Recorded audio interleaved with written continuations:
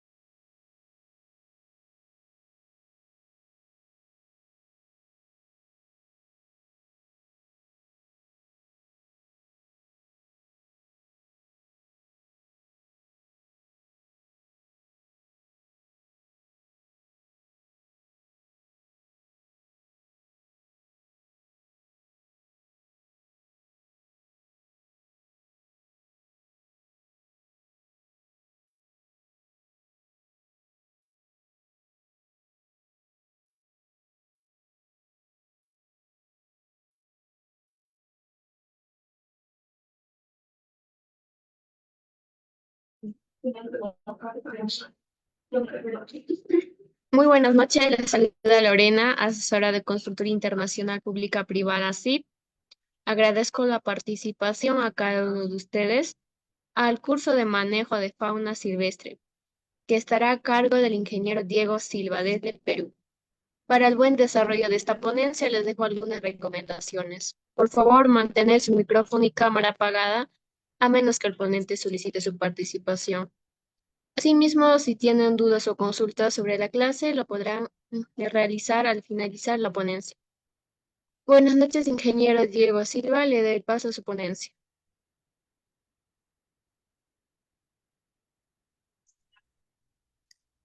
Bien, muy buenas noches con todos y cada uno de ustedes. El que les habla el ingeniero zootecnista Diego Fernando Silva Díaz, profesional egresado de la Universidad Nacional Agraria de la Selva en Tingo María, departamento de Huánuco, en Perú. Eh, bien,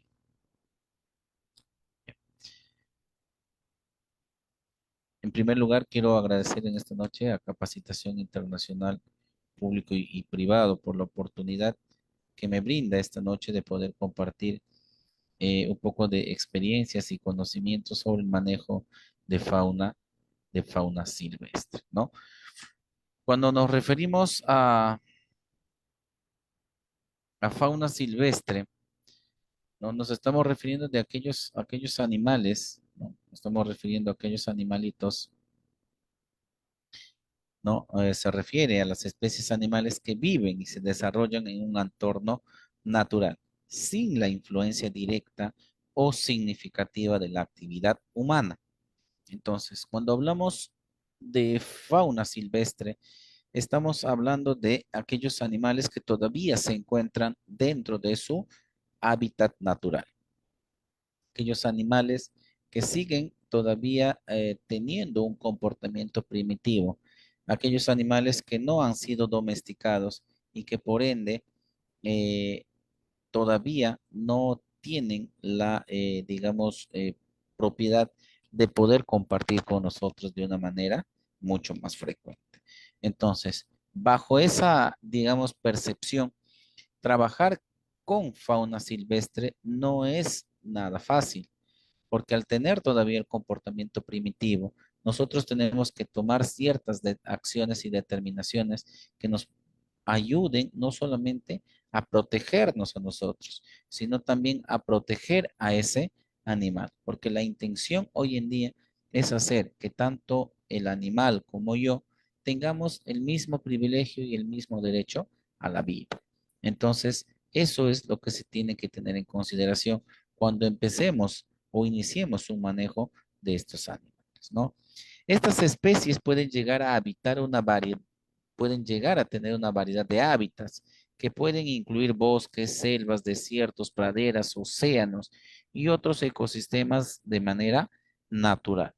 La fauna silvestre desempeña un papel fundamental en los ecosistemas, contribuyendo a la biodiversidad, el equilibrio ecológico y la estabilidad del ecosistema. Hablar de fauna silvestre no es hablar única y exclusivamente de aquellas especies que se encuentren en la selva. Quitémonos esa idea. No solamente es eso. Podemos ver animales, fauna silvestre en desiertos, podemos verlos en praderas, podemos verlo todavía en la parte del océano. A nivel de océano, por ejemplo, hay mucha fauna silvestre por trabajar y por investigar. Existe todavía una diversidad de fauna silvestre a nivel del océano en el cual no se ha podido realizar estudios ni de comportamiento. A duras penas se ha podido eh, de repente tomar ciertas imágenes fotográficas para al menos identificar y conocer cuál podría ser ese animal, más no se han podido ver otros aspectos adicionales de estas especies. Nos dice que tenemos que habla de un equilibrio ecológico. Hablamos de ecosistemas. Hablar de ecosistemas es hablar de pequeños espacios en donde se desarrolla una vida, en donde vamos a encontrar no una, sino varias especies en las cuales cada uno de ellos va a tener su funcionamiento dentro de ese espacio como tal. Algunos servirán como limpiadores, algunos servirán como reguladores, algunos servirán de repente como defensores, entre otros. Cada uno tiene una función específica. Cada uno tiene una función en la cual es de vital importancia dentro de ese espacio en el cual se está desarrollando nuestro ecosistema. De esta manera vamos a lograr no solamente el equilibrio, sino también la estabilidad de ese espacio. Su conservación y manejo adecuado son vitales para garantizar la salud del medio ambiente y el bienestar de las comunidades humanas que dependen de ellos. Hoy en día nos estamos quejando de las altas temperaturas que estamos viviendo. En zonas en las cuales donde antes había de ser un clima templado, es decir, no había ni calor ni frío. Hoy en día ya se está empezando a sentir las altas temperaturas, ¿sí? Entonces, peor aún en aquellos espacios en donde se ha hecho un proceso de depredación de bosques, de depredación de flora. Entonces, más aún, ¿para qué fines? Para fines solamente de realizar cultivos. Pero ¿qué tipos de cultivos? Tipos de cultivos que no necesitan sombra. Entonces se ha hecho una depredación tan grande que hoy en día se sienten estas altas temperaturas, ¿no? Y al sentir estas altas temperaturas, obviamente nuestro medio ambiente nos está indicando de que si nos está dando señales de que tenemos que hacer algo. Y obviamente esos espacios se han destruido y al destruirse esos espacios se han tenido que destruir hábitats de cierto o ciertos ecosistemas en donde había vivencia de animales silvestres y por ende no hemos tenido el bienestar no hemos trabajado en bienestar de una comunidad, eh, en este caso de una comunidad en beneficio de ambos, no solamente para el humano, en realidad lo hemos trabajado única y exclusivamente para el humano, pero no hemos mancomunado, es decir, no nos hemos puesto a pensar en que ese espacio podría ser un ecosistema al cual yo podría de repente haber salvado o haber puesto a esos animalitos en lugares en donde puedan tener una calidad de vida apropiada, ¿sí? Entonces, hoy en día hablar de manejo, ya estamos hablando de aquellas especies que se encuentren ya en proceso de cautiverio. ¿Por qué en proceso de cautiverio? En su ambiente natural, nosotros no vamos a poder realizar ningún tipo de trabajo o ningún tipo de manejo que sea de manera significativa, porque nuestra intervención en un ambiente natural simplemente provocaría que el animal se siente en riesgo y al sentirse en riesgo nosotros nos veríamos también vulnerables ante el ataque de estos animales. Entonces, bajo un ambiente natural, estos animales ante nuestra presencia van a sentir que están bajo riesgo y obviamente, por ejemplo, en el caso de este venado, va a utilizar lo que tiene en la cabeza con la finalidad de lastimarnos porque nos va a considerar de riesgo, porque va a considerar en su manera de pensar en que nosotros estamos queriendo lastimar. ¿Por qué? Porque en su momento lo hicimos, en su momento no respetamos su hábitat, en su momento no respetamos su ecosistema, no respetamos el lugar donde vivía, simplemente no nos interesó y lo que hicimos es agarrar ese espacio para nuestro beneficio personal. Entonces, al ver nuestra presencia, se va a ver vulnerable. Entonces, cuando hablemos de manejo, haciendo hablamos de manejo porque lo vamos a hacer ya con estas especies, pero en cautiverio. Lo mismo con estos señores, ¿no? Los primates. Los primates lo que van a ver, sí, los vamos a ver cerca, los vamos a ver, pero de igual manera, no nos van a tener la confianza, no nos van a tener y nos van a ver así de lejitos e incluso nos pueden llegar a agredir. La agresión de estos animalitos muchas veces, si bien es cierto, no suele ser riesgoso desde el punto de vista, pero en algunos momentos ellos pueden ser portadores de ciertas enfermedades que al momento de agredirnos nos podrían transmitir. Dentro de esas enfermedades podemos ver el tema de rabia, por ejemplo, ¿no? Entonces tenemos que tener bastante cuidado. ¿Por qué es importante realizar un manejo en tema de fauna silvestre? Vuelvo a repetir, manejo lo vamos a realizar en especies en cautiverio, ¿sí? En especies en cautiverio. Entonces, lo que nosotros queremos hacer,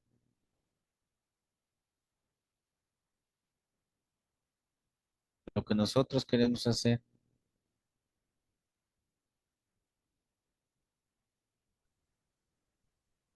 ya, lo que nosotros queremos hacer, lo que nosotros queremos buscar es en primer lugar, con el manejo, es conservar la biodiversidad, conservar a estas especies, más aquellas especies que se encuentren en peligro de extinción.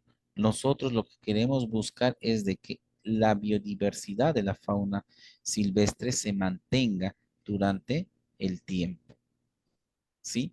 Eso es lo que nosotros buscamos. Ya no tenemos más especies silvestres, ya no las tenemos. Estamos en algunos casos, en algunas especies en peligro de extinción.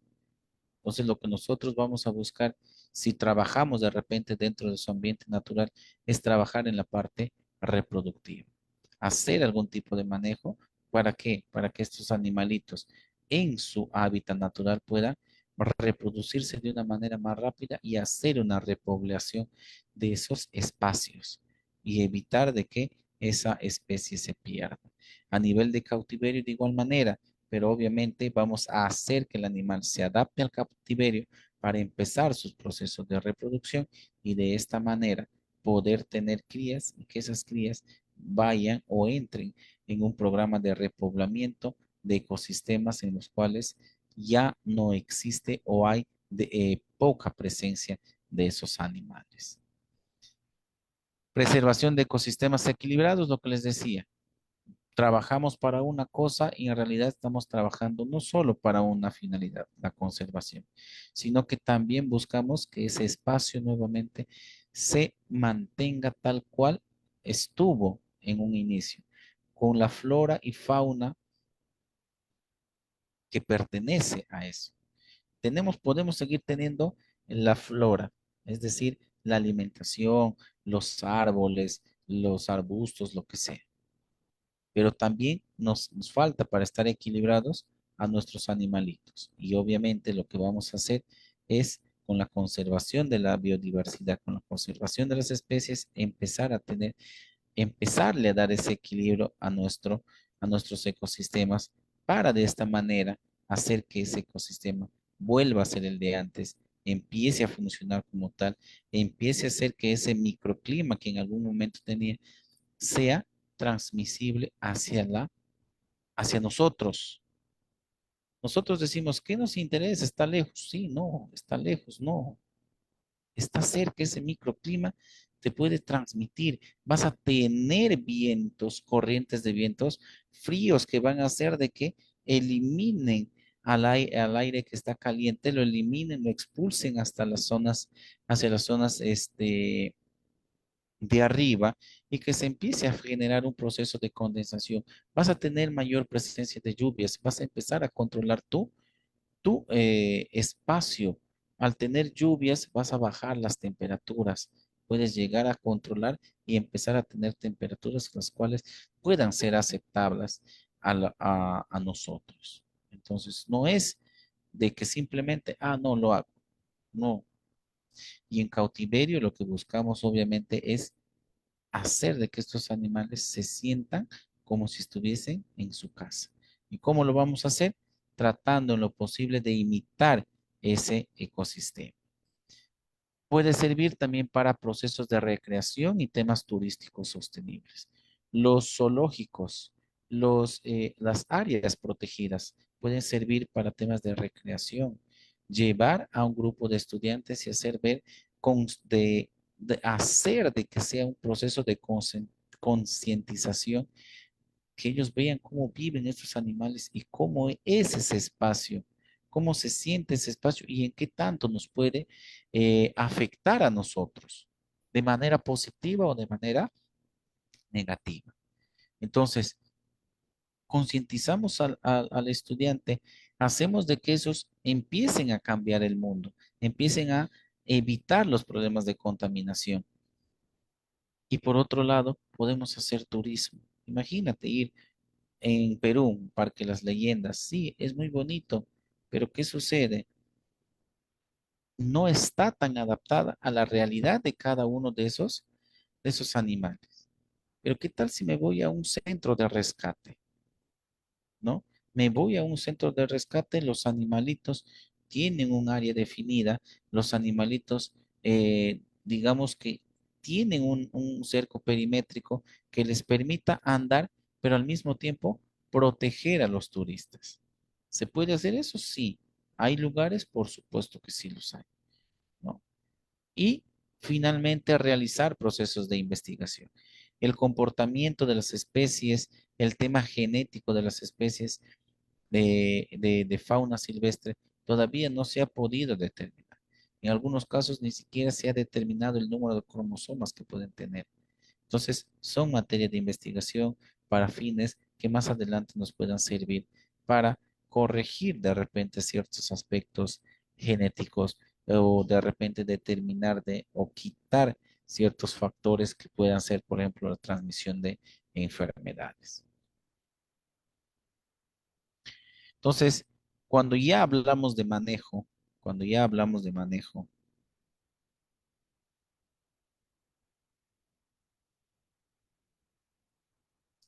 cuando ya hablamos de manejo,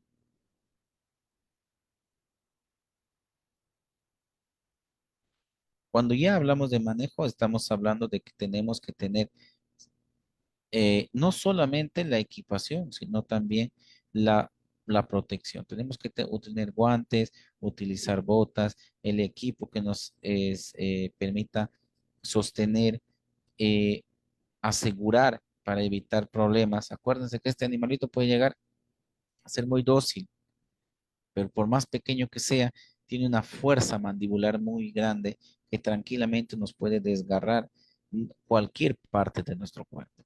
Entonces, para ello tenemos que hacer la utilización de todo nuestro equipo de protección, de toda nuestra indumentaria de protección, para evitar algún mal gusto, algún descuido que podamos tener y nos puede llegar a ser fatal para nosotros.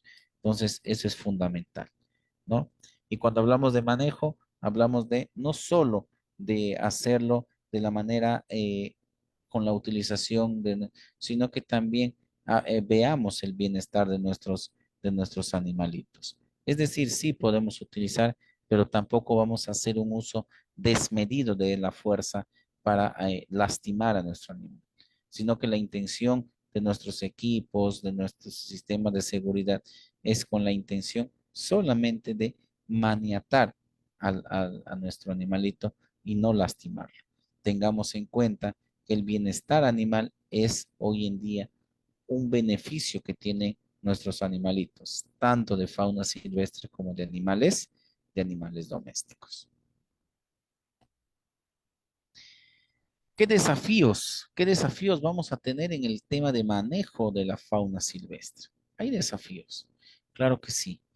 Dentro de los que vamos a tener es de que es probable de que al hacer un proceso de manejo hoy en día, como se están dando las condiciones, el animal nos ve a nosotros como un depredador y al vernos, al ver nuestra presencia en su hábitat natural, podemos hacer de que ese hábitat natural se pierda. ¿Por qué? Porque los animalitos tengan que migrar hacia otra zona en donde ellos consideren que se van a sentir más seguros. ¿Sí? Entonces, ¿podemos perder eso? Sí. ¿Cómo podemos asegurar de que nosotros no perdamos eso? Podemos asegurarlo, obviamente dándole la confianza al animal. Es un proceso, puede llegar a ser largo, por supuesto que sí. Cambiarle un poco la mentalidad a estos animalitos va a ser muy complicado. Donde también podemos llegar a perder el hábitat natural cuando empezamos a hacer la depredación de esos espacios con fines de extraer algo que nos beneficie a nosotros los humanos. Ese animal va a migrar, pero en algún momento de esa migración, porque ellos normalmente migran en grupos, no, migran en grupos, uno de ellos se va a quedar. Entonces, ese animalito yo tengo que rescatarlo, tengo que llevarlo hacia un lugar en donde va a estar, ya sea de manera temporal o va a estar de manera permanente, ¿no? Y de esta forma, yo tengo que hacer, salvar conservar a ese animal. Entonces se va a ir y finalmente voy a terminar perdiendo ese espacio que era el hábitat de un. ¿Cómo? También podemos, ¿cuál es el desafío más importante? El tráfico ilegal de especies. Hoy en día, gracias, por lo menos en Perú, gracias a que la policía empezó a crear nuevas divisiones, creó la división de flora y fauna, ¿no? la división de policías especializados en temas ambientales o la policía ambiental. Entonces, ellos empezaron a hacer un control más estricto del tráfico ilegal de especies. Antes era el pan de cada día. Yo me encontraba un loro por ahí, capturaba un loro, lo vendía, le cortaba las alas, lo tenía ahí en cautiverio, lo vendía. El que compraba, no vivía en mis zonas, lo llevaba y no tenía ningún permiso. Hoy en día, para transportar un animal de fauna silvestre, tiene que tener los permisos de la autoridad, en este caso, que es la autoridad ambiental, SENASA, ¿no? Que es el Servicio Nacional de Sanidad Agraria. Entonces, para que tengo que tener todos sus permisos, demostrar de que ese animal no lo estoy llevando con fines de traficarlo, sino con fines de rescatarlo y que lo estoy llevando hacia un destino, ¿no? No simplemente decir lo llevo y punto, sino de que la documentación, de qué punto, cuál es su punto de origen y cuál es el punto de destino. Y obviamente me van a permitir el traslado siempre y cuando yo demuestre que el traslado se va a hacer bajo condiciones mínimas que ellos me solicitan. Es decir, un vehículo exclusivamente para realizar ese transporte, eh, la jaula, por decir, que sea una jaula adecuada al tamaño del animal, que tenga el espacio suficiente como para hacer un recorrido natural. Entonces, todo eso me va a observar las autoridades para poder hacer el traslado de animales. Entonces, hoy en día en Perú ya no se ve mucho. ¿Sigue existiendo? Por supuesto que sí. Pero a nivel de carreteras ya no, porque saben que a nivel de carreteras estas especies están siendo muy bien cuidadas y muy protegidas. Hay el tráfico, pero ahora el tráfico se hace por otros medios, por otros caminos, por trochas, en donde no hay ningún tipo de vigilancia, ¿no? Donde no hay un tipo de vigilancia. ¿Se va a erradicar esto en algún momento quizás, dándole la importancia debida a la flora y fauna, haciendo de que los guardabosques ganen lo justo y no lo que ganan hoy en día, que son, digamos, para la actividad que realizan un monto muy bajo, ¿no? Conflicto que existe entre nosotros los humanos y los animales. No entendemos de que los animales, no todos, no digo todos, pero existe por lo menos un 40, quizás hasta un 50% de la población humana que no entiende el por qué la existencia de estos animales. Simplemente consideran que estos animales pueden ser peligrosos y simplemente los matan por hobby, ¿no? Por hobby. Hay todavía, por decir, por lo menos un 5 o 10% de personas que lo matan con la finalidad de extinguir la especie y evitar de que siga esa especie cerca en las zonas en donde vive. Incluso antiguamente se podía ver concursos de cacerías, ¿no? Que hoy en día ya empezaron a pasar a un segundo plano. Sí hay, pero obviamente trabajando de manera de cuidar el medio ambiente. ¿Qué te vas a hacer la cacería? Sí, pero ¿a qué lo haces? A animales, normalmente que ya sean viejos. Y si son animales jóvenes, automáticamente pasas por un proceso de penalización, eh, porque la cacería nos invita a hacer la eliminación de animales viejos, ¿no? No de animales jóvenes. Entonces, se mantiene todavía en algunos lugares estas tradiciones, pero bajo ciertas condiciones y ciertas normas. Y las enfermedades que pueden causarse a partir de estos animales silvestres, ¿no? Se pueden transmitir enfermedades, pueden ser un riesgo para la salud, sí, ¿no? Incluso nosotros hasta podemos llegar a ser riesgos, ¿no? Entonces tenemos que tener en consideración esos aspectos. Esto es lo que se encontraba o aún se sigue encontrando. Ya no tal vez de la manera en la que se hacía hace unos 10 años atrás, en donde todo carro que pasaba siempre tenía un animal silvestre. O esto, ¿no? Que muchas veces agarramos aves exóticas para llevarlos para nuestras finalidades de criarlos en casa, tenerlos como mascotas en casa, pero en realidad no es su ambiente, ¿no? No es su ambiente, que los hacen pasar muchas veces como si fuesen aves de corral.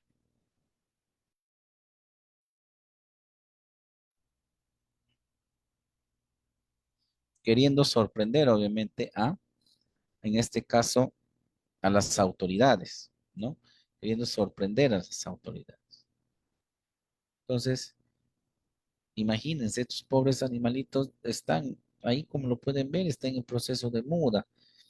Y hacer esto es bastante riesgoso porque el animal, al hacer, en este caso, en el caso de las aves, estar en proceso de muda, ellos están propensos, están expuestos a cualquier tipo de enfermedades que se puedan presentar. Sacarlos de su hábitat natural, obviamente, ese riesgo se multiplicaría.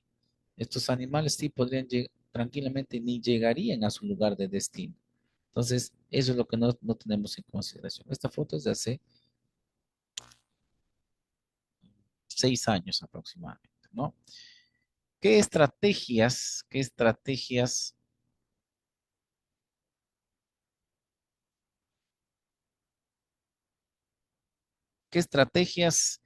tenemos que tener para un manejo sostenible? Cuando hablamos de manejo sostenible, eh, hablamos de un manejo en el cual nuestros animalitos se acostumbren a nosotros, ¿no? Estos animales en condiciones naturales, en su hábitat natural, se pueden acondicionar a nosotros, sí, cuando nos ven de manera permanente y ven que nosotros no somos un riesgo. No es un proceso de la noche a la mañana, es un proceso que se hace continuo. O sea, por eso es de que la persona que está ahí siempre tiene que hacerse ver, porque el animal te va a conocer a partir de los olores. Si tu olor ya es característico, ese animal va a saber de que tú estás ahí, pero no lo vas a lastimar. Cuando inicia a conocer tu olor, tu feromona, ese animalito se va a alejar en principios. Pero si es un animal que es protector dentro del ecosistema, entonces ese animal no se va a esconder, al contrario, ese animal te va a esperar y al esperarte tú estás en riesgo, ¿no? Entonces, para ello es importante saber el comportamiento de de una de las especies de fauna silvestre para de esta manera poder determinar las estrategias de manejo. Una de las estrategias es la protección de los hábitats naturales. Nosotros lo que tenemos que hacer es hacer que esos hábitats, si vemos que es un hábitat, no de un grupo de animales, sino de un tipo, que es un ecosistema, ese encuentro de todo un poco, lo que yo tengo que hacer es proteger a esos. Ser yo una primera barrera protectora, que ellos se den cuenta de que yo también los estoy cuidando, los estoy protegiendo. Y obviamente va a llegar un momento en que el animal va a confiar en ti. No se va a acercar por obvias razones, porque todavía ya confía en ti, pero tampoco es de que tenga esa confianza de decirte, oye, mira, ahora sí me acerco y ya y manéjame. No, se va, ya no se va a alejar inicialmente. ¿Te va a esperar? Sí, ya no se va a alejar, te va a esperar. Entonces, tenemos que proteger. ¿Cómo lo podemos proteger? ¿Cómo podemos hacer la protección de ambientes naturales? Haciendo, obviamente, que nuestras autoridades respeten las zonas de protección y si es una zona nueva, a darles a conocer de que existe una zona nueva y que esa zona nueva está siendo vulnerada por el hombre y que tenemos que ponerle un límite, proteger, empezar a proteger, obviamente, con las leyes. Regulación y control de comercio de fauna. Hoy en día, por lo menos en Perú, ya se ha hecho un proceso de regulación y control del comercio de fauna. Ya no se ve como antiguamente en los mercados la venta de estos animales, ¿no? Incluso la venta de la carne de estos animales tampoco ya no es tan común. Ya es una práctica que se ha ido dejando de lado. Sí se sigue haciendo, pero ya, digamos, a un nivel casi mínimo, ¿no? Casi mínimo. Ya no podemos, por ejemplo, ya no vemos como antes carne de venado. Ya no lo vemos. Ahora ya se disminuyó. Vemos, sí, una vez al mes, tal vez, carne de venado de ocasión, una vez al mes o una vez cada 2 meses. ¿Por qué? Porque ya se tiene un control de esto. Entonces, cuando llega la autoridad, cuando ve la autoridad, incluso para hacer un tema de casa, tienes que tener permisos. Antes se permitía la casa para autosostenibilidad, o sea, para que yo me pueda alimentar de ello. Pero ¿qué pasaba? Hacíamos eso o nos disfrazábamos de eso con la finalidad de vender. No, lo que pasa es que yo soy dos, yo y mi esposa, no somos más. Entonces, como he matado a un animal grande, me ha sobrado carne, me he ido y lo he vendido. Nos camuflábamos antes de eso. Ahora ya no hay eso. Ahora tienes que tener un permiso de mostrar de que tú vives en una sola aledaña, que no tienes fácil acceso de repente a la alimentación y que tienes que, o vives de eso, y tienes que, dentro de eso, tú presentas un plan o un control de cómo vas a hacer de que lo que te sobre de carne, tú lo puedas seguir teniendo para tu utilización. Entonces, ya existe controles, ya es más exigente, al menos en Perú, ya lo es de esa manera. ¿Qué nos está faltando? Nos está faltando educación y conciencia a nivel del público, a nivel del resto de personas. Somos muy pocos los que estamos sumergidos en querer proteger. Tal vez un 5% de nosotros queremos hacer de que la fauna y flora se mantenga por muchos, muchos, muchos años, de que las especies no desaparezcan, pero está habiendo un proceso de falta de educación. Tenemos que empezar a educar y a concientizar. Les decía inicialmente, llevar a los zoológicos, llevar a los centros de rescates naturales, llevarlos a las zonas de protección, a nuestros estudiantes que se den cuenta que empiecen a concientizarse de que el proceso de contaminación, que el plástico no es bueno, que el plástico hay que reutilizarlo, que el plástico hay que, no lo debemos llevar y botar ahí en esos ambientes porque esos animalitos pueden en un futuro verse afectados por ello, ¿no? Entonces, eso nos está faltando, eso sería una de las estrategias, no solamente un espacio, sino globalizarlo, porque estamos perdiendo mucha conciencia. Investigación y monitoreo de la población. Hablamos de la población, en este caso, de la población de animales silvestres. Investigación, ya vimos de que nos falta mucha investigación. Nos falta mucha investigación. Monitoreo porque sí tengo que estar, al menos en un ambiente natural, tengo que estar en bastante monitoreo. En una zona de cautiverio tengo que estar en monitoreo porque ese animal no es su estado de confort. Ese animal no le gusta vivir cerrado. A ese animal le gusta vivir libre, porque esa es su condición natural. Y si yo lo veo cerrado, ese animal se va a estresar. Entonces yo tengo que monitorear de manera permanente. Y obviamente también a la población, porque la intención es de que la población sepa cuál es o cuáles son los beneficios de tener fauna y flora silvestre. Es de mucho y de vital importancia, ¿no? Entonces, esto es lo que nosotros buscamos. Por este lado, por acá una imagen en donde obviamente tengo un animal doméstico bajo buenas condiciones, en un ambiente natural, obviamente en cautiverio, ya está domesticado, ya está adaptado a ese tipo de trabajo. Por este otro lado, animales ya que que todavía son parte de la fauna y flora silvestre. La ideal es de que estos animales se mantengan así, que un zoológico tenga estas características. ¿Dónde podemos ver esto? En Tanzania. En Tanzania podemos ver que ese sitio es una reserva natural que al mismo tiempo es una reserva que pueden visitar turistas.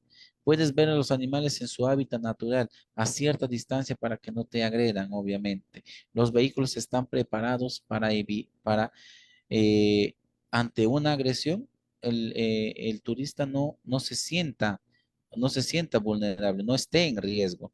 Entonces, ¿se puede dar eso? Por supuesto que sí. En nuestra zona, lo que vendría a ser todo lo que es la cordillera andina, podemos encontrar un múltiple y diversas formas de vida de especies animales. Por ahí hay una especie, por acá hay una especie que está camuflada, pero que es una especie que, en este caso, un ave, que está camuflada por ahí, pero que está dentro de su hábitat, ¿no? Y por acá un osito perezosito, en donde podemos ver que estos animales son muy nobles, son muy dóciles, pero que lastimosamente por el tipo de comportamiento que tienen también son muy vulnerables a personas malas, ¿no? En este caso, el animalito está buscando su alimento, está en un árbol del cual siempre se alimenta y está buscando ese alimento, ¿no?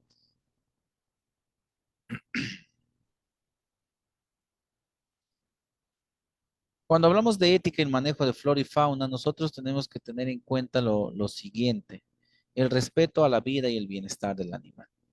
Esto es lo que no estamos, esto es uno de los factores en los cuales no estamos siendo enfáticos. Pensamos que al ser un animal salvaje, no tiene derecho a la vida y en realidad tiene mucho más derecho que nosotros incluso. ¿Por qué? Porque nos ayuda, como lo vimos inicialmente, a regular el ecosistema, a regular el medio ambiente. Tenemos que empezar a priorizar métodos no invasivos, es decir, que tenemos que empezar a hacer de que el animal se comporte como si fuese un animal doméstico, dentro de su hábitat natural, como si ya estuviese domesticado. ¿A qué me refiero? Yo tengo un perro, un gato en casa. Sí, ese perro y gato me hace caso, sabe dónde hacer sus necesidades, sabe en dónde no debe entrar, etcétera, etcétera. O al igual que un ganado en producción, un ganado vacuno, sabe dónde se va a alimentar, qué es lo que va a comer, sabe dónde le voy a sacar la leche, etcétera, etcétera. La idea es hacer eso, llegar a ese nivel, pero con nuestros animales silvestres. Obviamente, manteniendo la distancia prudencial y siempre trabajando desde el punto de vista de prevención de riesgos que se puedan presentar por el manejo que se haga con estos animales. En condiciones de cautiverio, obviamente ya hay un manejo. Estos animales ya pueden llegar, pero igual, acuérdense que está sometido a un tema de encierro y que en algún momento el mismo estrés puede hacer que vuelvan a tener su comportamiento primario o su comportamiento primitivo. Tenemos que tener en cuenta de que al hacer un tema de manejo de fauna silvestre, tenemos que medir los impactos ambientales y sociales que nosotros podemos crear. Sí, queremos construir demográficamente, estamos creciendo, cada vez somos más población, queremos más espacios, pero primero miramos el aspecto. ¿Qué tanto vamos a destruir y qué tanto puedo encontrar en ese lugar? ¿Cuántos animales? ¿Qué es lo que voy a hacer con esos animales? ¿A dónde les voy a trasladar? ¿Cuál va a ser su nuevo hogar?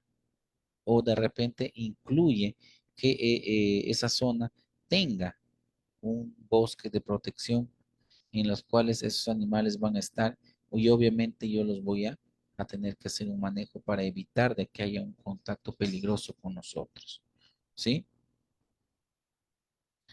Tenemos que tener mayor participación de las comunidades, no solamente de las comunidades indígenas, sino también de las comunidades en las cuales están muy cercanas a sitios o hábitats en donde están estos animales, ¿sí? Eso es lo que tenemos que tener en consideración, ¿ya?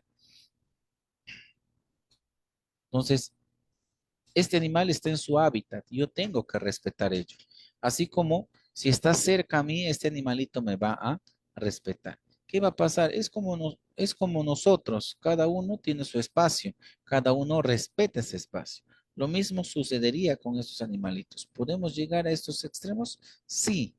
Las comunidades indígenas, las comunidades nativas llegan a ese nivel, porque ellos viven en el medio de y simplemente el animal llega y sabe que no puede llegar más allá porque es un área que está prohibida. ¿Nosotros también lo podríamos hacer? Por supuesto que sí. Ejemplos exitosos de manejo de fauna silvestre. La reintroducción de especies en peligro de extinción. Ya se hizo esto. ¿Dónde se hizo? En China con los oso panda. Se hizo una infraestructura que se asemejó a las condiciones o al hábitat natural del oso panda. Ya se hizo, sí, en China se hizo que estos animales bajo cautiverio, replicando su espacio, replicando su lugar, su hábitat natural, se hizo de que estos animalitos, eh, se hizo de que estos animalitos se reproduzcan y hoy en día ya no estén en peligro de extinción. ¿Qué se hizo con estos animalitos? Con las crías se empezó a reinsertarlos, a reintroducirlos en aquellas zonas en las cuales ellos la ocupaban. Quienes se quedaron, aquellos que ya sabían el tema de manejo y que ya no podían ser trasladados o ser introducidos a esa zona porque ellos ya tenían un tema de alimentación y ellos ya no iban, ya no van a poder alimentarse de manera natural. ¿Por qué? Porque ya ellos esperan su alimento. Entonces, en vez de hacerles un bien, nosotros muchas veces podemos generar de que estos animalitos mueran porque nos están alimentando. Tenemos que empezar a ver el tema de reservas naturales y áreas protegidas. Como les decía, en Tanzania nosotros podemos determinar o podemos hacer eso, los famosos safaris. Nosotros podemos ir a esas áreas, a esas reservas naturales o a esa área protegida. Los vehículos ya están adaptados para evitar cualquier tipo de riesgo o ataque de estas especies. Podemos ver a estos animales, los podemos ver de cierta distancia, podemos fotografiarlos. Obviamente no nos podemos acercar mucho, pero ya existe esto, ¿no? Programas de conservación y rehabilitación, como se hizo en Estados Unidos. Se hizo en un área eh, teníamos animales silvestres. ¿Y qué se hizo? Se vio en los Estados Unidos de que esas especies estaban migrando. ¿Por qué? Porque nosotros estábamos empezando a entrar más de la cuenta. ¿Qué se hizo? Se empezó a hacer un programa de conservación. Se empezó a poner límites y se empezó a hacer el proceso de recuperación y rehabilitación de esa zona y también de la fauna que estaba presente ahí, ¿no? Y obviamente todo ello conllevó a procesos de investigación colaborativa entre instituciones y comunidad.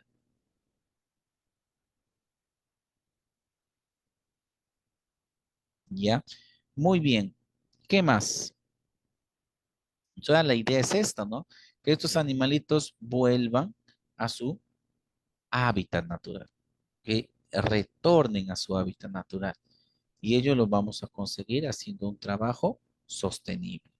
Finalmente, tenemos que tener en cuenta de que el manejo adecuado de la fauna silvestre es crucial para garantizar la supervivencia de estas especies y la salud de los ecosistemas. Hablamos hoy en día de un medio ambiente deteriorado. Sí, la idea es que al salvaguardar la fauna y flora silvestre, nosotros hagamos que este ecosistema nuevamente vuelva a funcionar como antes y nos sea de beneficio. Se requiere un enfoque integral que combine la conservación, la sostenibilidad y el respeto por la vida animal.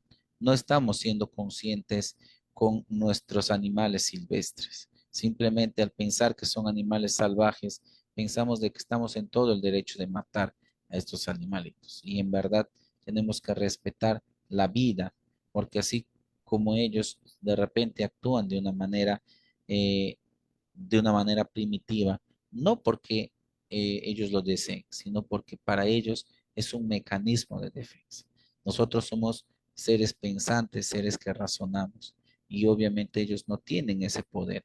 Entonces, nosotros tenemos que respetar y hacer de que estos animales en vez de tenernos miedos, ellos también nos empiecen a respetar.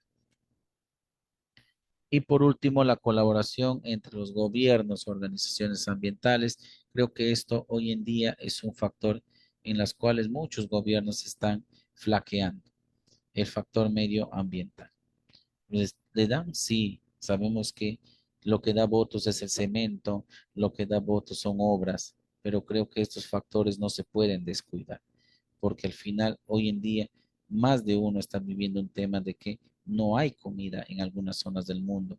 Tenemos altas temperaturas. En zonas estamos empezando a ver que los glaciares están deshielando por las altas temperaturas. Entonces, todo ello nos está conllevando a que empecemos a tomar decisiones, no solamente nosotros, si llegamos en algún momento al poder, seamos conscientes de que el medio ambiente nos está pidiendo a gritos una manito, nos está pidiendo a gritos auxilio, y eso es lo que no le estamos dando. Hasta ahí la parte expositiva. A partir de estos momentos tenemos un tiempito para ronda de preguntas. Les voy a dar 2 minutos. En caso luego de esos 2 minutos no haya preguntas, simplemente iríamos concluyendo esta noche de capacitación en donde hemos visto lo que vendría a ser el manejo de la flora y fauna silvestre.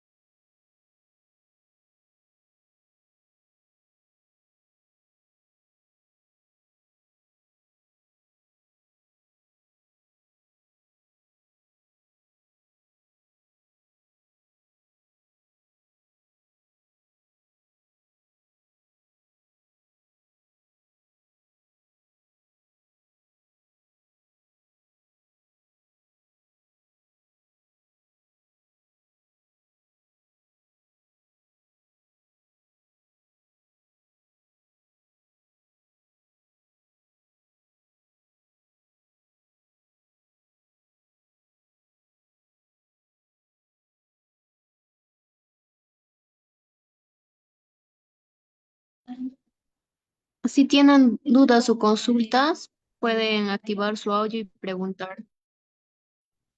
Sí, justo acá hay una pregunta. ¿Cuál es el trámite para poder hacer la comercialización y aprovechar la fauna silvestre? A ver, lo primero que tienes que hacer es, bueno, no sé exactamente en dónde estés, pero si estás en Perú, el procedimiento es el siguiente, ¿no? Te vas, en primer lugar, a ver, primero, tenemos que tener en cuenta que solamente esta autorización lo van a dar a aquellas personas que sustenten de que eh, ellos no tienen otro medio más que el de ir hacia un lugar y hacer algún tipo de tema de caza, ¿ya? Entonces, solamente el permiso se les está dando a ese tipo de personas, no se les está dando a todos, ¿ya? No se les está dando a todos. Entonces, supongamos que tú vives, tu único lugar en donde vives es un sitio alejado, no tienes cerca al mercado, tienes ahí tus cultivos, pero te falta la parte proteica. Entonces, digamos que ahí es la única forma en la cual te van a dar esa licencia. No te van a dar la licencia para que tú vayas y hagas caza de manera indiscriminada, pero como tienes la documentación legal. No, ¿ya? Eso es un aspecto que tienes que tener en claro. Te vas a ir en este caso, a la Autoridad Nacional Ambiental, ¿ya? Una vez que estás en la autoridad, vas a presentar los documentos que ellos te pidan o te van a hacer llenar algunos formatos. Luego de que llenaste esos formatos, ellos van a programar una visita al lugar en donde tú estás diciendo que vives. Van a llegar a ese lugar, te van a hacer un tema de supervisión para determinar si verdaderamente podrías que te puedan dar el permiso para que puedas realizar ese aspecto, ¿no? Una vez que te dieron el sí, lo que va a proceder es de que ellos te van a decir de que inicies, en este caso, tú que te acerques a SENASA porque también tienes que tener una autorización para lo que vendría a ser todo lo referente a la manipulación de los alimentos, a manipulación y conservación. De igual manera, tú vas a presentar, te van a pedir formatos, te van a decir, obviamente te van a hacer preguntas y todo lo demás. De igual manera, se va a personal y una vez que tú tengas esos dos, ¿no? Tengas esos dos documentos, nuevamente te vas a la Autoridad Nacional Ambiental y ellos ya te dirán si te ceden o te dan el permiso de que puedas hacer casa para autosostener, ¿ya? Entonces, ese es el procedimiento. El área que, en este caso, quien te va a dar la autorización es la Autoridad Nacional Ambiental, ¿sí? Entonces, ese es el procedimiento. Entonces, el procedimiento no es fácil porque acuérdate que estás hablando de fauna silvestre y lo que buscan es obviamente de que no mientas, porque hay muchos casos que se da que han mentido y al final vendían carne y no era para autosostenibilidad. Simplemente se iba, le alquilaban la casita a alguien y hacían todo el procedimiento y les daban. Entonces, ese es, a hoy en día ya incluso ahora tiene un proceso de monitorización. Es decir, te vas, llega y dices, he matado un venado, porque tienes que ir reportando lo que has ido matando. Si no tienes la facilidad de ir, te dan un formatito que tú supuestamente tú vas a ir llenando. Dice qué fecha has matado, qué animal, qué especie has matado y obviamente más o menos el peso aproximado que podría tener, ¿no? Y por cuánto tiempo te va a durar. Entonces, ese es el procedimiento que se sigue en el tema de caza, ¿no? Para el tema de comercialización, no te la van a dar. O sea, como me estás planteando para comercialización o aprovechamiento, no te lo van a dar. ¿Sí? No, no dan con esa finalidad. Ahorita no lo están dando para eso. Antes sí lo daba. Tenías que, con eso podías llegar al mercado, meter tu carne a la cámara frigorífica y poder vender tu producto. Ahora ya no. Ahora ya no lo dan. Ahora solamente para temas de autosostenibilidad. Buen día, soy Carol Rosas de Perú. Ujú, Mi consulta era con referente justo a la pregunta que acaba de hacer Inés Saldaña. ¿Por qué? Porque yo tengo entendido que hoy en día también los criaderos, ¿no? ujú. Que se le podría decir en manera coloquial como una pequeña granja, pero de animales silvestres, ¿no? Dándole la factibilidad de reproducción, pero para un fin, ¿no? Que podría ser la comercialización. ¿Usted sabe al tanto de ello? Yo de verdad me gustaría tener mayor información porque solamente lo he leído nada más con referente a criadero, Ya, a pero ver, no tengo mayor conocimiento de ello. ya. Lo que pasa es de que en algún momento ya se hizo la denominación de criaderos porque se hacía la crianza de aquellos animales en cautiverio, ¿cierto? Como en el Arca de Noé, lo que se buscaba de preferencia era parejitas de ciertas especies que podrían llegar a comercializarse, ¿ya? El detalle es de que muchas de estas especies, bajo cuestiones de cautiverio, no llegan a hacer su proceso reproductivo, ¿ya?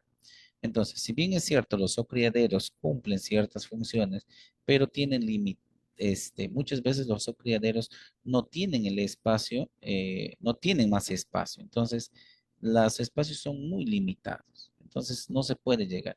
En algún momento, la funcionalidad de los criaderos era con esa intención de que se pueda, aquellos animales que eran, que nacían ahí, podían ser comercializados, obviamente pasando por un proceso de engorde y todo lo demás, como pasas por otros tipos de especies, cerdos, ganado y otros tipos de especies, ¿no? Pasar por ese proceso de engorde y que esos animalitos, las crías, pasen puedan ser comercializados con la finalidad de que esa comercialización sirva para autosostener al criadero. ¿Por qué? Porque el criadero obviamente le genera un gasto a la persona que lo quería tener, le generaba un gasto en alimentación, en personal, etcétera, etcétera, ¿no? ¿Por qué? Porque el criadero de repente yo como persona, yo lo hacía y con esa finalidad, ¿no? Entonces, obviamente, si aparte de tenías un rendimiento, una retribución económica que te podía ser favorable, normal. ¿Por qué? Porque estabas cumpliendo con los parámetros mínimos que te establecía el SOCRIADero. Entonces, el SOCRIADero tenía esa finalidad, se creó con esa finalidad, ¿no? De que se pueda hacer el proceso reproductivo de especies que pueden ser comercializadas, ¿no? Incluso aves que se puedan ser comercializadas, ellos tenían los permisos para, en este caso, por decir, en aves, en aves exóticas, por ejemplo, gallito de las rocas, loros, de las diferentes especies, guacamayos, no sé, ¿no?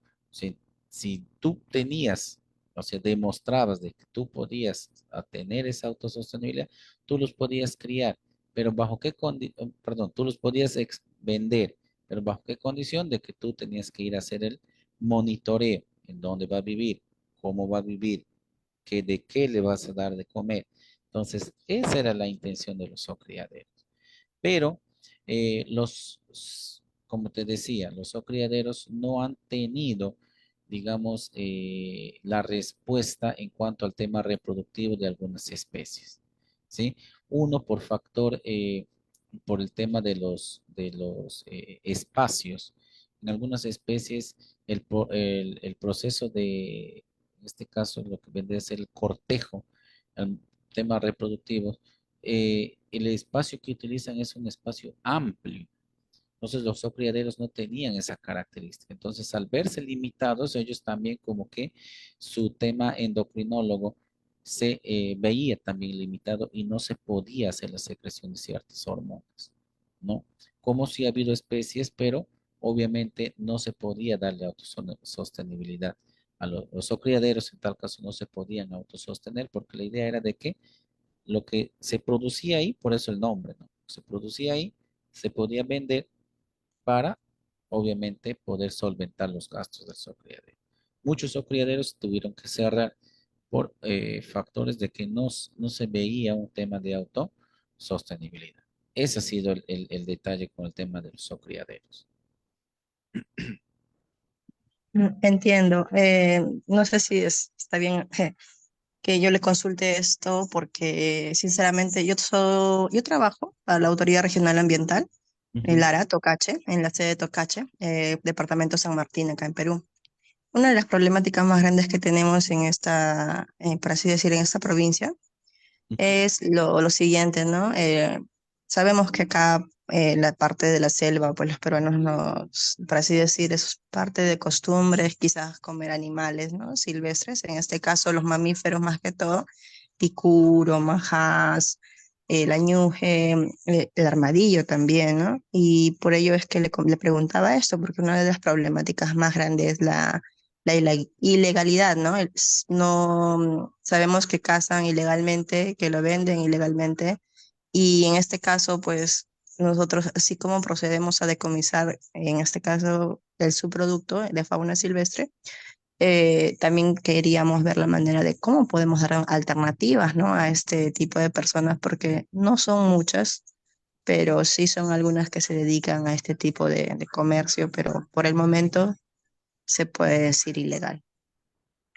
Sí, conozco Tocache, yo también soy de San Martín, yo radico en Tarapoto, conozco Tocache, he tenido la oportunidad de visitar, he estudiado en Tingo María, está cerca de Tocache, muchas veces he tenido que pasar por ahí, e incluso he trabajado en algunos momentos por ahí.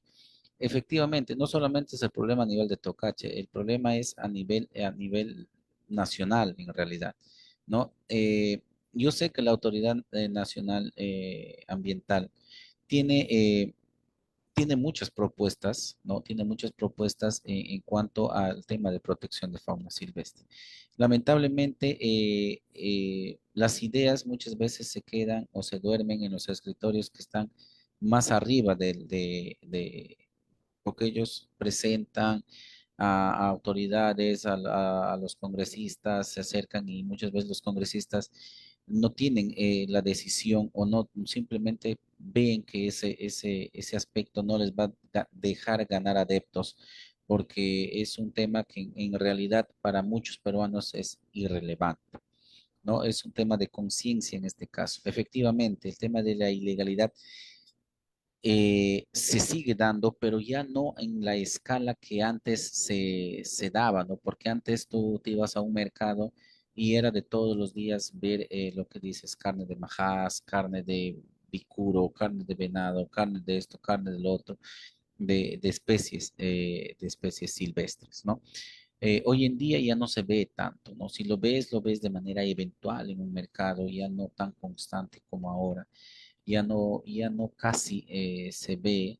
Incluso me acuerdo que en la carretera de Tocache hasta Juanjuy, siempre a la mitad del camino del almorzado, siempre el plato era caldo de estas especies o platos en base a estas especies, pero hoy en día ya no, hoy en día ya no, ¿no? Si por ahí ves, es muy raro que se vea esto, pero ¿por qué? Porque si bien es cierto, eh, no tan de repente la decisión política se ha dado porque las autoridades policiales empezaron a hacer operativos, se creó la unidad a nivel de policía, se creó la unidad de medio ambiente, se empezó ya a hacer el decomiso. Obviamente, cuando estás en un mercado, lo ideal es que se trabaje, que esa carne ingrese al mercado, pero esa carne muchas veces no entra al mercado, sino está por ahí cerca, ¿no? Está en un sitio, porque todo lo que entra al mercado tiene que entrar obviamente con un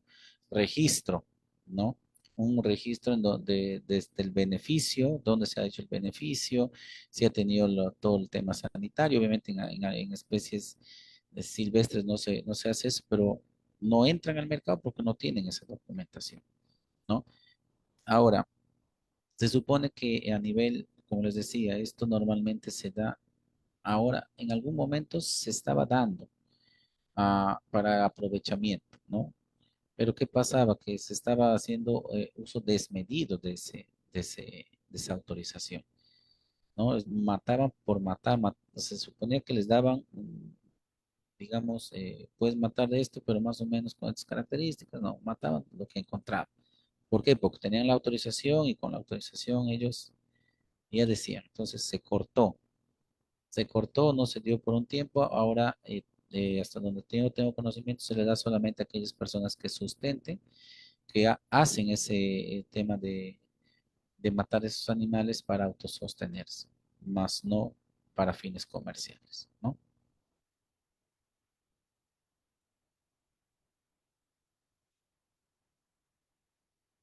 Muchas gracias. No a ustedes, a ustedes. Bien, si no hubiese más dudas y consultas, no me quedaría más que agradecer a Capacitación Internacional Público y Privado por la oportunidad que me brindó esta noche de poder compartir con ustedes un poco de experiencias y conocimientos sobre lo que viene a ser el manejo de fauna silvestre. Agradecer a todos y cada uno de ustedes por su presencia, por el tiempo y la dedicación de poder estar esta hora eh, captando nuevos conocimientos, agradecerles y desearles un bonito fin de semana, que tengan muchos éxitos y bendiciones en su día a día. Conmigo hasta una nueva oportunidad. Muy buenas noches. Buenas noches, gracias. Gracias, doctor. Buenas noches.